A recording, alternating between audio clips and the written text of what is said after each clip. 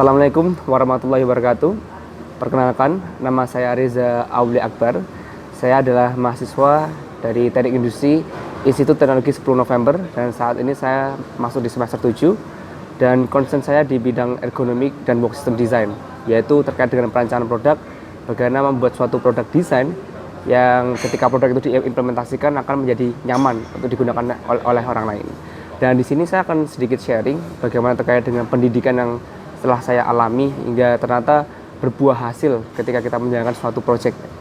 Dulunya saya adalah anak-anak SMP, mungkin teman-teman juga yang menonton ya, SMP, SMA, pendidikan dasar di mana akan berada, di mana karena pendidikan itu kita belum tahu kebayangnya seperti apa, kita belum tahu penerapannya seperti apa. Dan mungkin di Indonesia pendidikannya masih selalu dasar dan basic, sehingga ketika kita belajar kemudian kita masuk ke dunia kerja itu implementasinya kurang. Salah satu hal yang bisa kita lakukan adalah melakukan project riset. Mengapa? Karena ketika kita riset, kadang memang hal ini belum sama sekali kita dapatkan di sekolah, pasti. Dan ternyata itu adalah hal yang paling berguna.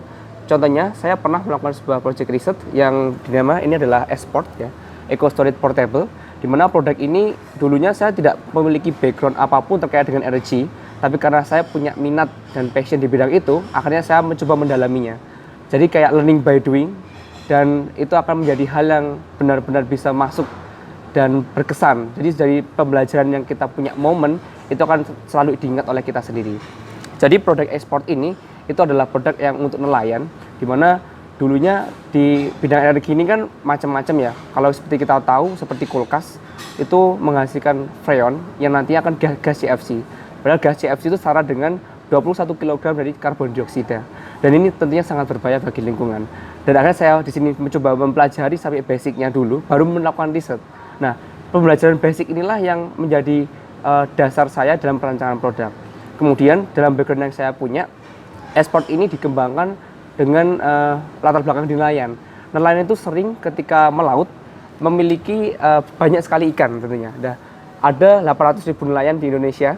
Dan ikan-ikannya ini ternyata 7%-nya ketika dibawa pulang itu busuk atau mengalami penurunan dari segi kualitas. Nah, penurunan ini mungkin tidak terlalu kelihatan dengan 7%, itu setara dengan mungkin 2,1 juta per tahun. Tapi jika dikalikan dengan 800.000 nelayan, itu setara hampir 2 triliun rupiah. Itu bayangkan adalah kerugian ekonomi yang besar dialami oleh Indonesia. Dan di sana akhirnya saya membuat suatu produk ini adalah Esport, Eco Storage Portable, di mana kita mempunyai sebuah tagline 4-in-1 practicality, yaitu produk ini bisa dipasang seperti puzzle atau Lego dan kemudian dia energize oleh panel surya. Jadi semuanya dengan panel surya, sistemnya termoelektrik, di mana sistem termoelektrik ini tidak menghasilkan gas freon atau gas CFC sehingga ramah lingkungan.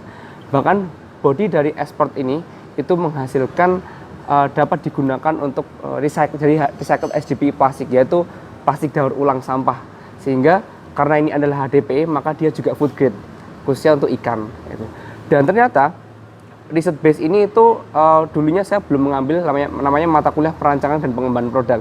Jadi saya hanya belajar sendiri selama ini. Kemudian saya karena pengen tahu dan pengen berkompetisi, ternyata pengalaman di luar sana itu jauh lebih menyenangkan dibandingkan dengan hanya ketika kita di kuliah ataupun di kelas. Sehingga di situ kita punya pengalaman yang lebih tinggi dan memiliki kepercayaan diri terhadap hal-hal lain ketika kita berbicara dengan orang lain. Karena apa? Di dalam pengembangan produk itu kita tidak hanya berbicara dengan mindset atau thinking ya, tapi bagaimana mempromosikan seperti marketing, ilmunya kan juga macam-macam. Nah, jadi learning by doing inilah yang mungkin bisa kita terapkan. Dan untuk pembelajaran yang lainnya tentunya tidak pasti ada gagalnya, itu pasti. Jadi produk ini adalah produk generasi kedua, di mana ketika namanya belajar itu kan tidak ada stay hungry and stay foolish ya, selalu pengen lapar dan selalu ingin belajar. Dan ketika kita punya kesalahan, kita bisa belajar dari sana dan akhirnya kita semakin pandai untuk merancang produk di berikutnya.